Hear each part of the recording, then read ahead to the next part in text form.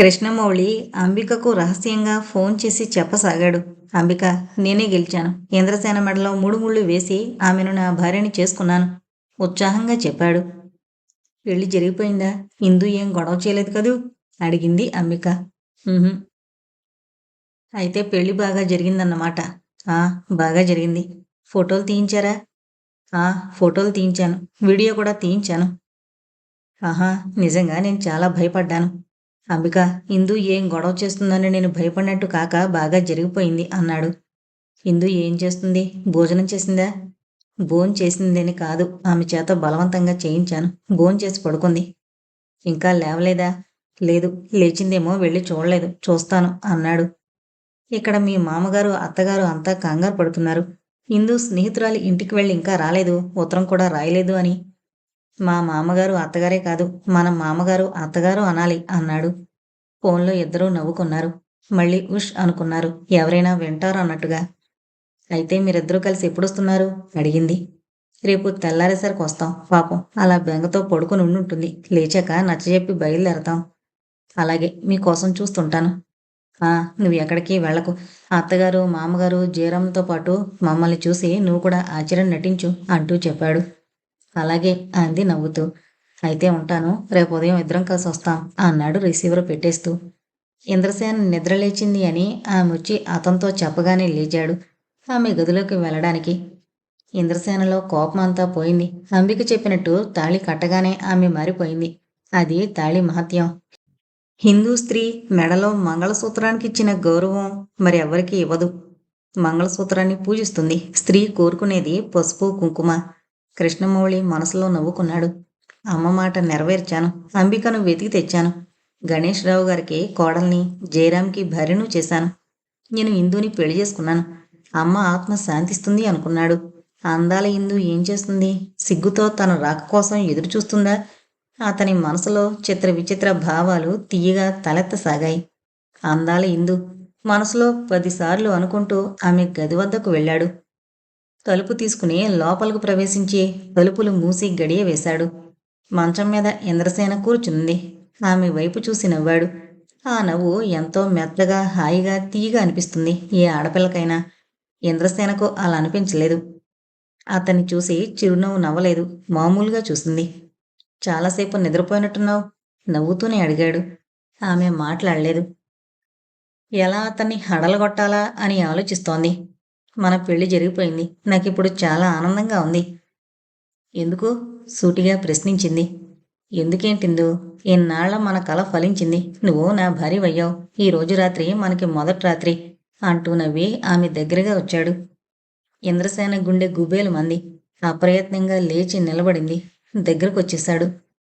అతను తనకు భర్తగా అధికారంగా ప్రవర్తిస్తే ఏం చేయాలి? ఏం చేస్తుంది? తనకిష్టం లేకుండా తన ఒంటి మీద అతని చేయి పడితే ఊరుకుంటుందా? చెంప చెళ్ళుమనిపిస్తుంది. చీ కొడుతుంది. స్త్రీకిష్టం లేకుండా మగవాడు ఏం చేయలేడు. ఇందు ధైర్యాన్నంతా కూడదీసుకోసాగింది. అతను ఆమె భుజంపై చేయి వేశాడు. చివ్వున తలెత్తి చూసింది. అతని ముఖంలో నవ్వు అలాగే ఉంది. ఆమె ముఖంలో కోపం తొంగి చూసింది. అతను ఆ సమయంలో అంతగా పట్టించుకోలేదు. ఇందు మృదువుగా పిలిచాడు. ఆమె గుండెలు దడదడలాడసాగాయి. మనం దాంపత్య జీవితంలో కడుగుపెట్టిన తొలి సోపానం ఈ మొదటి రాత్రి. మనిద్దరం ఎప్పుడూ అన్యోన్యంగా ఆనందంగా గడిపేయాలి జీవితం అంతా. ఏమంటావ్? నవ్వుతూ ఆమె చుబుకం పట్టి పైకెత్తి ఆ కళ్ళల్లోకి చూశాడు. ఇందు వెంటనే అతని చేతిని తీసేసింది.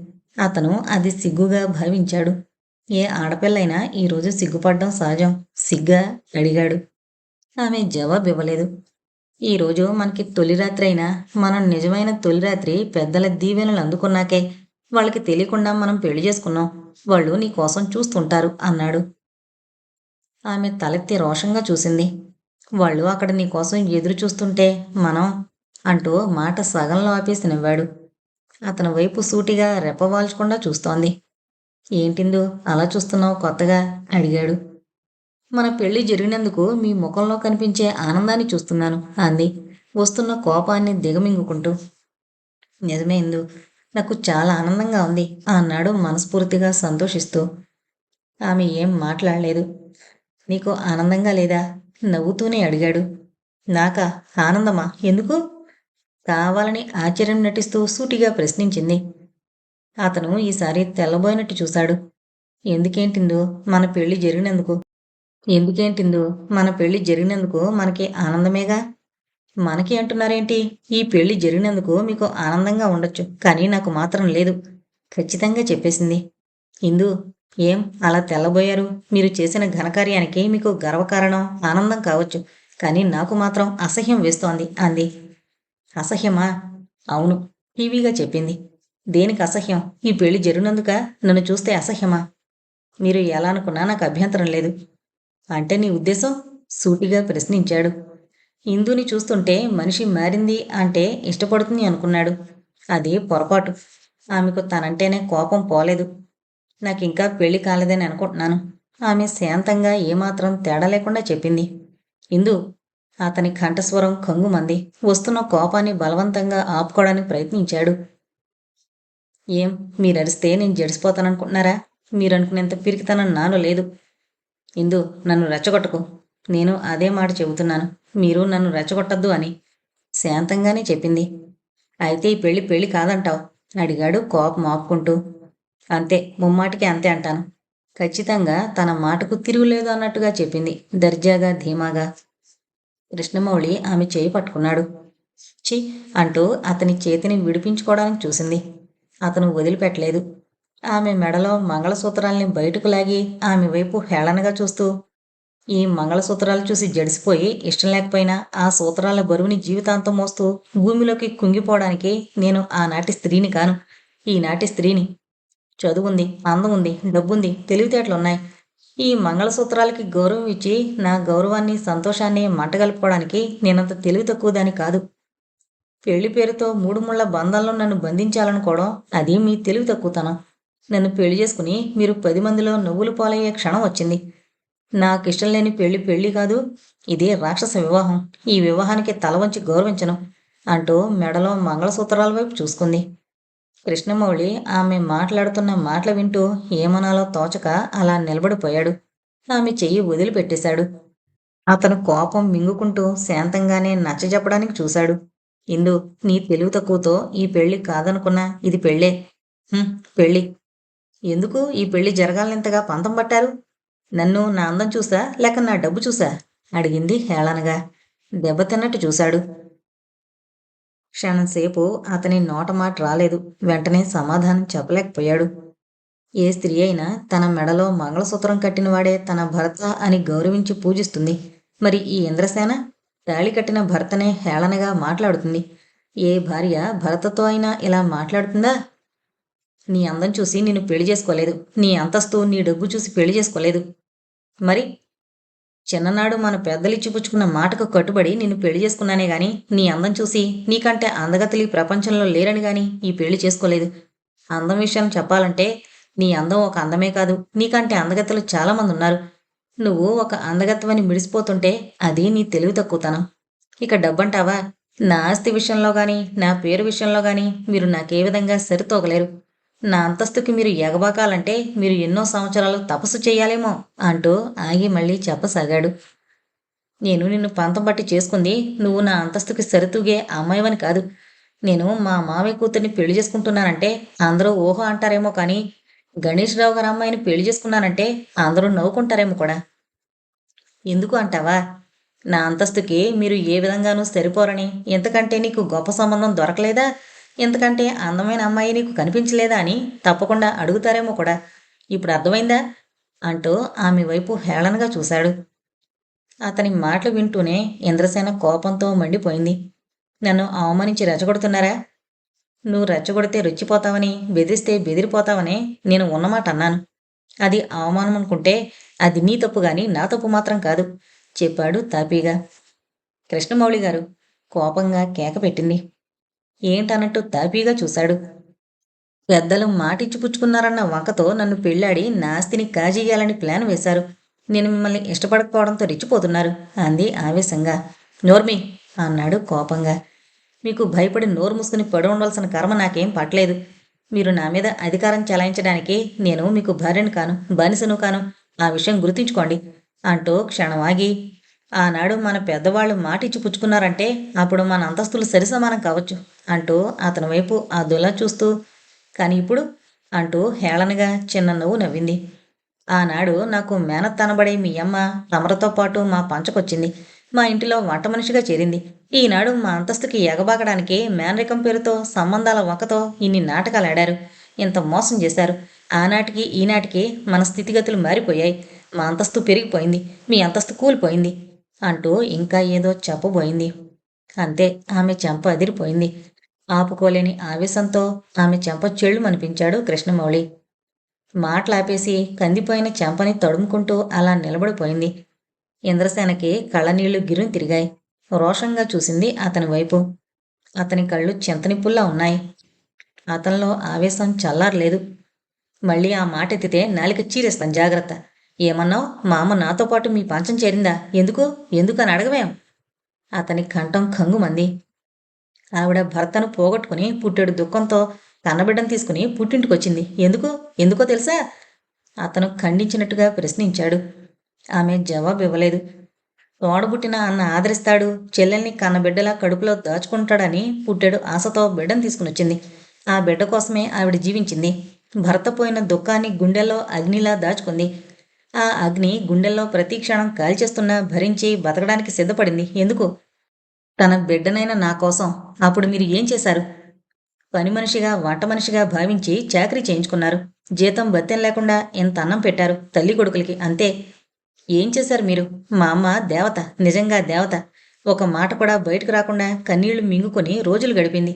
నా కళ్ళు తుడిచి గుండెల్లో దాచుకుంది అంటూ బాధను గుండెల్లో దాచుకోవడానికా అన్నట్టు క్షణంసేపు కళ్ళు మూసుకుని మళ్లీ చెప్పసాగాడు. ఆనాడు నాకు చదువు చెప్పించడమే దండగా అనుకున్నాడు. పసివాణ్ణి అని మీ నాన్న ఎప్పుడూ నాపై జాలి తలచలేదు. అయినా మా అమ్మ పిచ్చిగా మేనకోడలే కోడలు కావాలని ఆశపడింది. నేను అప్పుడు ఏదో తెలుసో తెలియకో మీ నాన్నతో నీ కూతుర్ని ఎత్తుకెళ్ళి పెళ్లి చేసుకుంటానంటే ఆనాడు మీ నాన్నన్న మాటలు నా చెవుల్లో ఇంకా మారుమ్రోగుతూనే ఉన్నాయి. అప్పటికి ఇప్పటికి ఎప్పటికీ ఆ మాట మరిచిపోను అంటూ అదోలా నవ్వాడు. అది నవ్వు కాదు, విరక్తితో కూడిన భావంలా ఉంది. చిన్ననాటి మాట నిలబెట్టుకోవడం కోసం, పెద్దల మాట కోసం పంతం పట్టి పెళ్లి చేసుకున్నాను, అంతే. అంతేగాని నీతో సుఖపడతాను అని గాని, నీతో జీవితాన్ని పంచుకుంటాను అన్న నమ్మకంతో గాని నేను నిన్ను పెళ్లి చేసుకోలేదు అన్నాడు కోపంగా. ఓహో, అంది వెటకారంగా. అతను తీక్షణంగా చూశాడు. అయితే ముందుగానే గ్రహించుకున్నారన్నమాట అంది. అతను మాట్లాడలేదు. ముందుగా గ్రహించుకున్నందుకు చాలా సంతోషం. అతను అలాగే చూడసాగాడు. ఈ ఇంద్రసేన మీరు కట్టిన తాళికి తల వంచి మీతో కాపురం చేయడానికి సిద్ధంగా లేదు అంటూ మంగళసూత్రాలు చేత్తో పట్టుకుంది. మగవాణ్ణి అన్న అహంకారంతో బలవంతంగా తాళి కట్టి ఆ తాళి పేరుతో ఉరితాడు బిగించి బ్రతుకంతా బానిసగా చేసి మీలాంటి మగవాళ్ల ఆట కట్టించి మగవాడి ఆధిక్యత కాలరాచి పారేసే స్త్రీలలో మొదటిదాన్ని నేనేం రుజువు చేస్తాను. ఈ తాళిని అగౌరపరుస్తాను. మిమ్మల్ని నలుగురిలో నవ్వుల పాలు చేస్తాను. మీ జీవితం అంతా చీకటమయం చేస్తాను. మీకు బ్రతుకంటే భయం కలిగేలా చేస్తాను అంది కోపంగా. అతనికి ఆ క్షణంలో ఇంద్రసేనపై ప్రేమ ఒక్కసారిగా తెగిపోయినట్టయింది. ఆమంటే అసహ్యం కలిగింది. నువ్వు నాకు పాఠాలు చెప్తావా అన్నాడు. నాకు బ్రతుకంటే భయం కలిగేలా చేస్తావా అడిగాడు. తప్పకుండా చేస్తాను. ఈ జరిగిన పెళ్లికి ఇప్పుడు ఎంత సంతోషిస్తున్నారో అంతకు రెట్టింపు బాధపడి ఏడ్చుకునే పరిస్థితి తెస్తాను అంటూ మెడలో మంగళసూత్రాన్ని తీసి అతని పాదాల దగ్గరకు విసిరికొట్టింది. కృష్ణమౌళి ఆమె వైపు, తన పాదాల దగ్గర పడిన సూత్రాల వైపు మార్చి మార్చి చూడసాగాడు. ఇది ఏ స్త్రీ చేయలేని పని ఇంద్రసేన చేసింది. అతని వైపు హేళనగా చూసింది.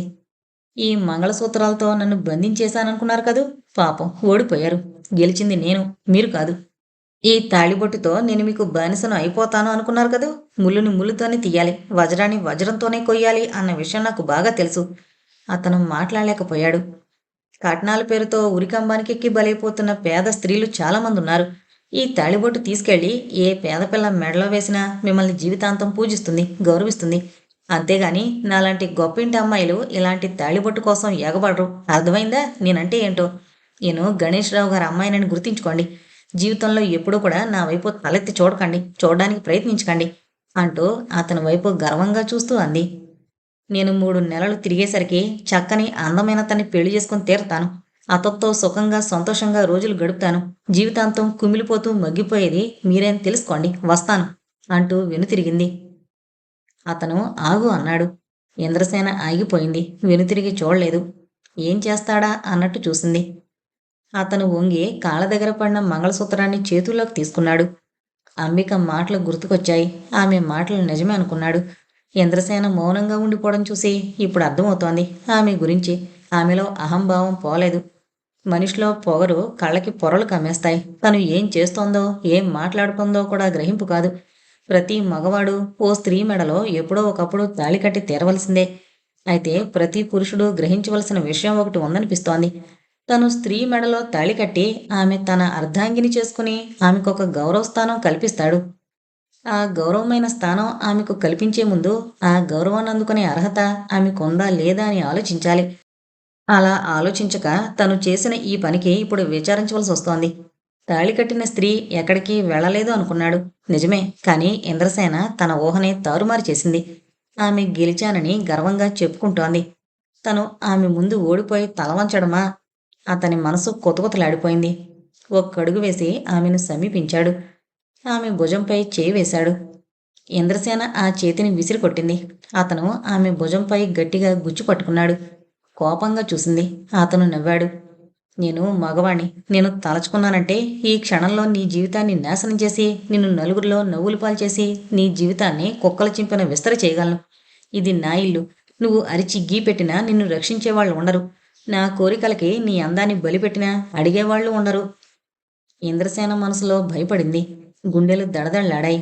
కానీ నేనంత దుర్మార్గుణ్ణి కాను. నాలో ప్రవహించేది రక్తం.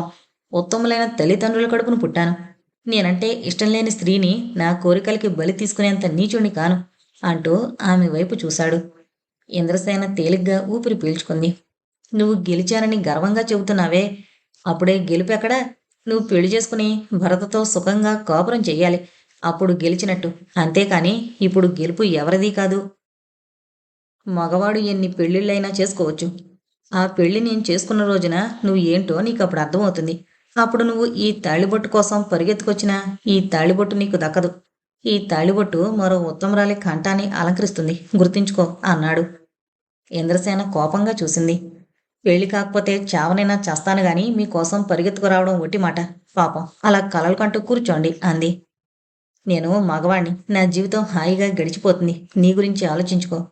నా గురించా? అంటే? అంటే నీ పెళ్ళవుతుందా ఆ నమ్మకం నీకుందా అని. అంటే నాకు పెళ్ళవుతుందన్న నమ్మకం మీకు లేదు. లేదు, తాపీగా చెప్పాడు. అయితే వినండి, నా పెళ్లి శుభలేఖ మీకు తొందరలోనే పంపిస్తాను. మీరొచ్చి మా దంపతుల్ని ఆశీర్వదించి వెళ్ళండి. ఆశీర్వదించడానికి నాకేం అభ్యంతరం లేదు. నువ్వు పెళ్లిపీటల మీద కూర్చోవాలే గాని అంటూ నవ్వాడు. ఇంద్రసేనకు ఒళ్ళు మండిపోయింది. ఏంటా వెటకారం మాటలు? నా పెళ్లి జరగదనా మీ భావన అడిగింది. జరగదని కాదు. నీ పెళ్లి ఆంధ్రమ్మాయి లాంటి పెళ్లి కాదు. ఒక పెళ్ళయిందని ఒక భర్తను వదిలేసి మరో పెళ్లి కోసం, మరో భర్త కోసం వేటాడడం చూస్తుంటే ఎవరికైనా అనుమానం రాక తప్పదు. ఆ వచ్చే అతను విశాల హృదయంతో ఉండాలి అన్నాడు. మీతో మాటలు నాకు అనవసరం. నా పెళ్లి నా అంతస్తుకు తగిన వ్యక్తితో తొందరలో జరిగి తీరుతుంది. వస్తాను అంది వెనుతిరిగి వెళ్ళబోతూ. సరే, మంచిది. నీ రెండో వివాహం జరిగితే నేనే ఎక్కువ సంతోషిస్తాను. నాది రెండో వివాహం ఎప్పటికీ కాదు. నాది మొదటి వివాహమే. ఈ పెళ్లి పెళ్ళే కాదు అంది కోపంగా. సరి వెళ్ళు. గెలుపు ఎవరిదో ఇంకా అప్పుడే ఏం తేలలేదుగా. ఇక తేలుతుంది నెమ్మదిగా. ఆమె మాట్లాడలేదు. అతని వైపు కోపంగా చూసింది. నేను వెళుతున్నాను. వెళ్ళు. నీకు అడ్డు చెప్పను. కానీ ఈ రాత్రి వేళ వెళ్ళడం అంత మంచిది కాదు అన్నాడు. ఎందుకని? మీకంటే కిరాతకులు మరెవరూ ఉండరు. వాళ్ళు ఎంత దుర్మార్గులైనా మీకంటే మంచివాళ్లే అయ్యుంటారని నా నమ్మకం. సరే, నీ ఇష్టం. ఒక్క 5 నిమిషాలు ఆగు అంటూ బయటకు వెళ్ళిపోయాడు. ఇంద్రసేనకు అతను ఎందుకలా వెళ్ళిపోయాడో అర్థం కాలేదు. అతను వెళ్ళి 5 నిమిషాల్లో తిరిగొచ్చి కారు సిద్ధం చేయించాను, బయలుదేరు అన్నాడు. అతను ఆ మాటలు చాలా మామూలుగా చెప్పాడు. కారా? ఆశ్చర్యంగా చూసింది. నువ్వు నన్ను ఎంత అసహించుకున్నా నిన్ను ఈ రాత్రివేళ ఒంటరిగా పంపించడం నాకిష్టం లేదు. ఆమె అతని వైపు చూసింది. అతని ముఖంలో ఎలాంటి భావం కనిపించలేదు. మాట్లాడకుండా కారెక్కి కూర్చుంది. డ్రైవర్ ఉన్నాడు. అతనితో పాటు మరొకతను ఉన్నాడు. అతనితో జాగ్రత్త, ఇంటి దగ్గర దించేసి కారు వెనక్కి తీసుకుని వచ్చేయండి అంటూ టైం చూసుకున్నాడు. సరే, తెల్లవారేసరికి వెళ్ళిపోతారు అంటూ చెప్పాడు. వాళ్ళు అలాగే అంటూ తలూపారు. ఇంద్రసేనకు తల తిప్పి అతని వైపు చూడాలనిపించింది. కానీ తల తిప్పి చూడలేదు. నిర్లక్ష్యంగా ఎటో చూస్తూ కూర్చుంది. కారు బయలుదేరి వెళ్ళిపోయింది. కారు వెళ్ళిపోయినా అలాగే చూస్తూ నిలబడ్డాడు. వెళ్ళిపోయే ముందు మాట వరుసకైనా చెప్పి వెళ్ళిపోతుందేమో అనుకున్నాడు. అసలు తల తిప్పే చూడలేదు. ఇంద్రసేనకి చాలా గర్వమని తెలుసు. మరీ ఇంత గర్వమని అనుకోలేదు. తన నీడ కూడా ఆమె మీద పడడం సహించలేకపోతోంది. ప్రతి మాటలు అంతస్తులు గుర్తుకొస్తోంది. స్త్రీకి అంతస్తు కాదు ముఖ్యం, భర్త అనురాగం. ఆ అనురాగం దూరమైతే అప్పుడు గాని తెలియదు జీవితంలో తను ఏం పోగొట్టుకుంది. సరే వెళ్ళని, వెళ్ళి ఎన్నాళ్ళు అలా రోజులు గడుపుతుంది. తను ఆమె గురించి మరిచిపోయినా మరిచిపోవచ్చు. అతనికి వెంటనే శంకర్ చెల్లెలు లీల గుర్తుకొచ్చింది. లీలను తనకిచ్చి పెళ్లి చేయాలని శంకర్ పట్టుదల. హైదరాబాదు వెళ్ళినప్పుడల్లా ఆ విషయమే మెల్లగా కదిపేవాడు. తను తప్పించుకోవడానికి చూసేవాడు. ఇప్పుడు దయానంద గారు తన కూతురు ఉదయనిచ్చి పెళ్లి చేయడానికి చూస్తున్నారు. ఉదయని చాలా అందంగా ఉంటుంది. ఆ అమ్మాయికి కూడా తనంటే ఇష్టమే అని తెలిసింది. ఆ అమ్మాయిని పెళ్లి చేసుకుంటే మనసులో కోపం కసి తలెత్తాయి. మగవాడు తలచుకుంటే ఏమైనా చేయగలడు. ఇంద్రసేన ఏదో అనుకుంటుంది. ఆమె స్థానం ఉదయనికిచ్చేస్తే అవును అలాగే చెయ్యాలి. వెంటనే హైదరాబాద్ వెళ్ళిపోవాలి. వైజాగ్ మకాం ఎత్తేయాలి. ఒక పని కోసం తను ఈ మజిలీ వేశాడు. వచ్చిన పని అయిపోయింది. తను హైదరాబాద్ వెళ్ళిపోయి దయానందరావు గారితో మాట్లాడాలి. ఉదయంతో మాట్లాడి తనంటే ఇష్టమో కాదో ముఖాముఖి తేల్చేసుకోవాలి. ఈ పెళ్లికి తొందరగా ముహూర్తం పెట్టించేయాలి. ఇంద్రసేనకిచ్చిన స్థానం ఆమె ఎప్పుడైతే కాలదన్నుకుని వెళ్ళిపోయిందో ఆ స్థానం మరిక జన్మలో దక్కకుండా చెయ్యాలి అంతే. తన జీవితంలోకి ప్రవేశించే అమ్మాయి పేదపిల్ల కావచ్చు. ఆమెకు అందం లేకపోయినా పర్వాలేదు అంతే, అలాగే చెయ్యాలి. గణేష్ రావు గారికి, జయరాంకి, ఇంద్రసేనకు బుద్ధొచ్చేట్టు చెయ్యాలి. ఆ ఆలోచన రాగానే గర్వంగా తలెత్తాడు. లోపలికి వెళ్ళిపోయాడు. ఇంద్రసేన కారు దిగింది. కారు తిరిగి వెళ్ళిపోయింది. ఆమెకు దుఃఖం రాసాగింది. తను ఎక్కడికి ప్రయాణమైంది? దారిలో ఏం జరిగింది? తను వెళ్ళింది ఎక్కడికి? కృష్ణమౌళి మోసగాడు, వంచకుడు తనని బలవంతంగా పెళ్లి చేసుకుంటాడా? ఆమెకు అంతకుముందు అతని ఎదుట ఉన్న ధైర్యం, కోపం, గర్వం అన్నీ కరిగిపోయి కన్నీటి రూపంలో మారిపోయాయి. తెల్లవారి 6 గంటలకి ఇంట్లో అడుగు పెట్టింది. గణేష్ రావు కూతుర్ని అప్పుడే, ఇందు వచ్చేసావా అమ్మా, ఇన్ని రోజులు ఉండిపోయావేమిటి, ఒక ఉత్తరం గాని ఫోన్ గాని చేయలేదేమిటి అని అడిగారు. సంతోషంగా ఎదురు చూస్తూ, కూతుర్ని చూసి ఎన్ని సంవత్సరాలు అయిపోయినట్టుగా భావిస్తూ. డాడీ అని తండ్రిని ఒక్క ఉరుకులో చుట్టేసి బావురుమంటూ ఏడ్చేసింది. అమ్మా ఇందు, ఇందు ఏంటమ్మా, ఏమైంది, చెప్పు తల్లి, చెప్పమ్మా అంటూ కంగారు పడుతూ బుజ్జగించినట్టుగానే అడగసాగారు. ఏంటి అంటూ సుభద్రం వచ్చింది. కూతురిని చూస్తూనే ఇందు అంది. ఆవిడికి కూతురు ఎందుకు ఏడుస్తుందో అర్థం కాలేదు. కూతురు వచ్చేసిందని ఒకవైపు సంతోషం, ఇలా వచ్చిందేమిటి, మనిషి ఇలా అయిపోయిందేమి అన్న కంగారు, గాబరా ఆవిడ్ని చుట్టేశాయి. మమ్మీ అంది తిరిగి తల్లిని పట్టుకుని ఏడ్చేస్తూ. ఏంటమ్మా, మా తల్లివి కదూ, చెప్పమ్మా ఏం జరిగింది అడిగింది ఆవిడ కూడా బుజ్జగిస్తూ. ఈ కంగారు మాటలు అవి చెవిన పడి పడక ఏం అర్థం కాక ఏంటి అంటూ అంబిక, జయరాం మేడ దిగొచ్చారు హాల్లోకి. అన్నయ్య అంది ఏడుస్తూనే. ఇంద్రసేన విషయం చెప్పకుండా ఒకటే వెక్కి వెక్కి ఏడవసాగింది. అంబిక అలా నిలబడిపోయింది. కృష్ణమౌళి తనకి రహస్యంగా ఫోన్ చేసి చెప్పాడు, ఇందుని పెళ్లి చేసుకున్నాను అని. ఇద్దరం కలిసి వస్తాం ఆశీస్సులు తీసుకోవడానికి అని చెప్పాడు. ఇందు బాగానే ఉంది, మారిపోయింది అని చెప్పారు. ఇందు ఒక్కరితే ఎందుకు వచ్చింది? కృష్ణమౌళి కూడా ఎందుకు రాలేదు? ఇద్దరూ పెళ్ళయ్యాక ఏమైనా దెబ్బలాడుకున్నారా? అంబిక అయోమయంగా చూస్తూ ఆడపడుచు మెడవైపు చూసింది. మెడలో పసుపు తాడు లేదు, మెడ బోసుగా ఉంది. ఆమెకేం అర్థం కాలేదు. చెప్పు తల్లి, చెప్పమ్మా. మా బంగారు తల్లి, ఏం జరిగిందమ్మా, అక్కడ నిన్ను ఎవరేమన్నారమ్మా అని అందరూ అడగ్గా అప్పుడు దుఃఖం ఆపుకోవడానికి ప్రయత్నిస్తూ, నేను ఊరు వెళుతుంటే మధ్యలో అంటూ జరిగిందంతా తండ్రికి, తల్లికి, అన్నకు వివరంగా చెప్పసాగింది. ఏంటి? గణేష్ రావు గారు మండిపడిపోయారు. వాడు నిన్ను బలవంతంగా ఎత్తుకెళ్ళి పెళ్లి చేసుకుంటాడా? వాడికి అంత ధైర్యం? ఈ జయరాం సంగతి వాడు మర్చిపోయాడా? జయరాం కోపంతో ఊగిపోయాడు. అన్నయ్య, నాకు చాలా అవమానం జరిగింది, నేను భరించలేకపోతున్నాను. చెప్తాను వాడి పని అంటూ పళ్ళు పటపట్లాడించాడు. సుభద్రమ్మకు మతిపోయింది. అలా నిలబడిపోయింది. వీళ్ళు ఊహించినంత దుర్మార్గుడు కాదు కృష్ణమౌళి. కానీ ఆవిడకి అతనిపై కోపం వచ్చింది. ఇందుని పెళ్లి చేసుకోవాలనుంటే ధైర్యంగా ఇంటికొచ్చి అడగాలి గాని ఇదేం పని? ఇది సినిమా అనుకున్నాడా? ఆవిడకు కూతురు అలా ఏడుస్తుంటే కడుపు తరుక్కుపోయింది. పిల్లనంత కష్టపడతాడా? ఆ అబ్బాయి అంటే కాస్తో కూస్తో అభిమానం తనకుండేది. ఈ సంఘటనతో ఆ అభిమానం పోయింది అనిపించసాగింది ఆవిడకు. ఇంద్రసేన వాళ్ళకింకా సగం కథే చెప్పింది. పెళ్లి జరగడం వరకే. ఆ తర్వాత ఏం జరిగింది ఇంకా చెప్పలేదు. కోడలికి ప్రత్యేకించి చెప్పారాయన. ఏమంటుంది? అంబిక ఆమె మనసుకి ఆమె సమాధానం పరుచుకోలేకపోయింది. ఆ, అదే వింటున్నాను. ఎంత పనిచేశాడు అంది తడబడుతూ. ఆ తడబాటుని పైకి కనిపించనీయకుండా జాగ్రత్త పడసాగింది. జయరాం కోపంతో ఊగిపోసాగాడు. వాణ్ణి ప్రాణాలతో ఉంచను, కత్తి తీసుకెళ్లి వాణ్ణి నరికి పారేస్తాను అంటూ మండిపడసాగాడు. అన్నయ్య, ఆవేశపడకు. నేను అతనికి తగినట్లే చేసొచ్చాను, అలాగే బుద్ధి చెప్పొచ్చాను అంటూ జరిగింది పూర్తిగా చెప్పింది అందరికీ గర్వంగా.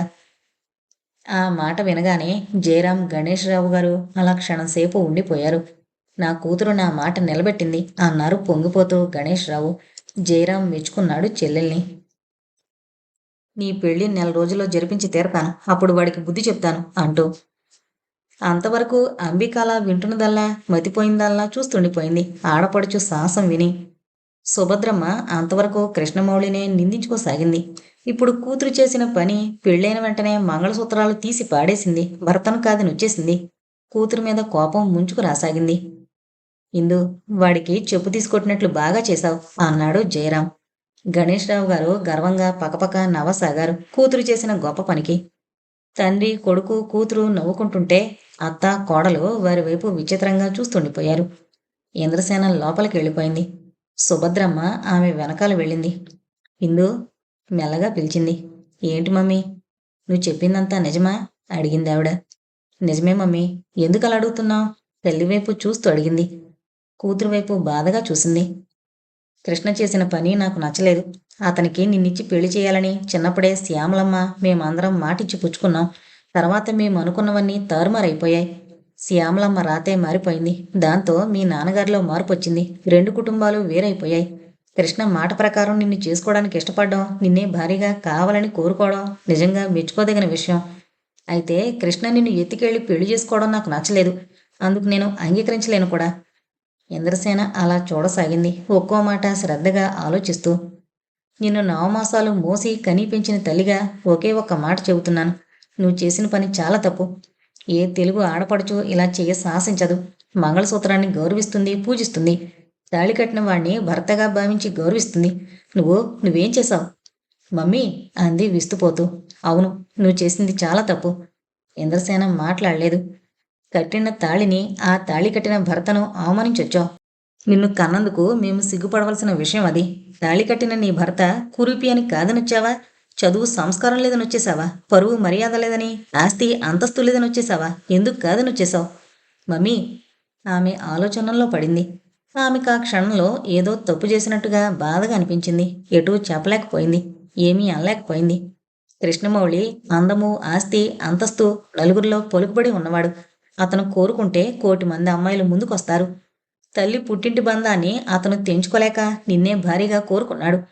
అందుకు మేము, ముఖ్యంగా మీ నాన్న అంగీకరించరని నిన్ను ఎత్తుకుపోయి పెళ్లి చేసుకున్నాడు. అదొక్కటే అతను చేసిన పొరపాటు. ఇప్పుడు ఆలోచిస్తుంటే అతను చేసింది మంచిది అనిపిస్తోంది. అతను వచ్చి అడిగితే మీ నాన్న ఒప్పుకుంటారా? ఒప్పుకోరు. అందుకే ఆలోచించి ఈ విధంగా చేశాడు. నీ పెళ్లి అతనితో జరిగిపోయింది. నువ్వు కాదన్నా, నేను కాదన్నా, ఎవరు కాదన్నా అతను నీ భర్త, నువ్వు అతని భార్యవు. మమ్మీ సహించలేనట్టుగా అంది. అవునమ్మా ఇందు, కూతురి దగ్గరగా వెళ్ళి తలనిమృతూ చెప్పింది. కట్టిన తాళిని విసిరికొట్టడం ఎంత తప్పో తెలుసా? స్త్రీ పూజించేది మంగళసూత్రాన్ని, స్త్రీ మొదట పూజించేది భర్తను. భార్య కంటే భర్త పెద్దవాడు. భార్య చిన్నది, తనకంటే చిన్నదైన భార్యను ఆశ్రయం ఇచ్చి రక్షణ కల్పిస్తాడు భర్త. ప్రతి స్త్రీకి పురుషుడి అండుండాలి. రోజులు మారుతున్నాయి. స్త్రీ పురుషులు సరిసమానం అని అనుకున్నా భర్త దగ్గర ఆమె పసిపాపతో సమానం. భార్యాభర్తలు ఇద్దరిలో ఎవరు ఎక్కువ, ఎవరు తక్కువ అనే ప్రశ్న లేదు. ఇద్దరూ సరిసమానం. పురుషుడి అవసరం స్త్రీకి, స్త్రీ అవసరం పురుషుడికి ఉంది. అందుకే స్త్రీ పురుషుల ఇద్దరికీ సంసార బంధాన్ని సృష్టించాడు ఆ భగవంతుడు. అందుకే స్త్రీకి మెడలో మంగళసూత్రం పడగానే ఆమె జీవితంలోనే కాక మనసులో కూడా మార్పు వస్తుంది. ఆమె మనసంతా భర్తకే అంకితం చేస్తుంది అంటూ సుభద్రమ్మ చెప్పి కూతురు వైపు చూసింది. ఇందు బొమ్మలా అలా నిలబడిపోయింది. అంటే తను చేసింది తప్ప? ఇష్టం లేని అతన్ని భర్తగా భావించాలా? ఆలోచనలతో సతమతమవసాగింది. తాళి తెంచి విసిరికొట్టి వచ్చినంత మాత్రాన నువ్వు అవివాహిత అనరు. నువ్వు వివాహితవే, అతను నీ భర్తే. నువ్వు తప్పు చేశావు. అది నీ తప్పు కాదు, నిన్ను కన్న నీ తండ్రిది. నిన్ను ఇలా పెంచారాయన. నువ్వు చేసిన ఈ పొరపాటు ఇప్పుడు నీకు తెలీదు, తర్వాత తెలుస్తుంది.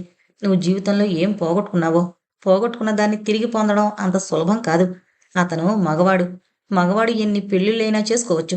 అతనికి ఆ హక్కు ఇచ్చింది సంఘం. స్త్రీలు అలా చేసుకోలేరు. ఒకవేళ చేసుకున్నా లోకం విరగబడి నవ్వుతుంది, హేళన చేస్తుంది. సంఘం ఆమెను వెలివేస్తుంది. నువ్వు మొండిగా మరో వివాహం చేసుకున్నా అది రెండో పెళ్ళే అవుతుంది. మమ్మీ అంది సహించలేనట్టు. తెలుసా, మా అమ్మ మా నాన్నను రెండో పెళ్లి చేసుకుంది. మొదటి భర్తను వదిలేసింది. మేము రెండో భర్తకు పుట్టిన పిల్లలం అని అంటారు. పిల్లల దృష్టిలో కూడా నువ్వు చులకనైపోతావు. మమ్మీ ఇక ఆపు. నా దగ్గర నువ్వేం చెప్పొద్దు. నేను వినలేను అంది రెండు చెవులు గట్టిగా మూసుకుంటూ. ఆవిడ నవ్వింది. ఆ నవ్వులో ఎన్నో అర్థాలు గోచరించాయి. వినడానికి నువ్వు భయపడుతున్నావే, నిజంగానే నువ్వు ఈ సమస్యలను ఎదుర్కోవాల్సి వస్తే భరించగలవా? ఆ నమ్మకం, ఆ ధైర్యం నీలో ఉన్నాయా? అడిగింది ఆవిడ సూటిగా. ఇందు తల వంచేసింది. ఆలోచించుకో. నువ్వు చిన్నదానివి కాదు. నీ విషయం నువ్వు ఆలోచించుకోగలిగే వయసుంది. తొందరగా ఒక నిర్ణయానికి రా. తల్లిని కాబట్టి నీ మంచి కోరి ఇదంతా చెప్తున్నాను. తర్వాత నీ ఇష్టం అంది ఆవిడ ఆ గదిలోంచి వెళ్ళిపోతూ. తల్లి వెళ్ళిన వైపే చూస్తూ అలా మంచం మీద కుప్పకూలిపోయింది. తల్లి మాటల్లో నిజం ఎంతవరకు ఉంది? తను చేసింది తప్ప? తను అవునన్నా కాదన్నా తను అవివాహిత. ఇష్టం లేకుండా బలవంతంగా తాళి కట్టాడు కృష్ణమౌళి. పంతాలు పట్టింపులు వదిలేసి అయిష్టాన్ని ఇష్టంగా మార్చుకోవాలా? అతనితో జీవితం సాగించాలా? అలా అయితే అతని దగ్గర ఓడిపోయినట్లు కాదా? అది అవమానం కాదా? తల్లి మాటలే చెవుల్లో మారుమ్రోగసాగాయి. తల్లిలా చెప్తోంది, తండ్రి అన్నయ్య అలా చెప్తారు. ఎందుకు ఎవరి మాట నిజం? ఎవరి మాట వినాలి? ఆమె మస్తిష్కంలో రకరకాల ఆలోచనలు తలెత్తసాగాయి. తల్లి మాట వినేటట్లయితే తను అతని దగ్గరికే వెళ్ళిపోవాలి. తండ్రి మాట వినేటట్లయితే తను మరొకరిని వివాహం చేసుకోవాలి. ఎలా చేస్తే మంచిది? ఆమె మనసులో ఎంత నచ్చజెప్పుకోవాలనుకున్నా కృష్ణమౌళి భారీగా ఉండడానికి మనసు అంగీకరించడం లేదు. తల్లి మాటలు మాటిమాటికి గుర్తుకొస్తున్నాయి. ఏదో తెలియని బాధ మనసును నులిమేసాగింది. తల్లి మాట నిజమే. ఆమెకు దుఃఖం ముంచుకొచ్చింది. తన జీవితం ఇలా అయిందేమిటి? ఎంతో వైభవంగా జరగవలసిన పెళ్లి ఈ విధంగా జరిగి జీవితానికే ఓ మచ్చ ఏర్పడింది. ఇందుకి కన్నీళ్లు ఆగలేదు. కృష్ణమౌళి ఎందుకంత పంతం పట్టాడు? మరే విధంగానైనా కక్ష తీర్చుకునుంటే బావుండేది. ఈ విధంగా తన మీద కక్ష తీర్చుకుంటాడా? తను ఏం అపకారం చేసింది? చిన్నప్పుడు మాటిచ్చి ఒప్పుకున్నంత మాత్రాన ఈ పెళ్లి జరిగిపోవాలనుందా? దానికి తన ఇష్టాయిష్టాలతో పనిలేదా?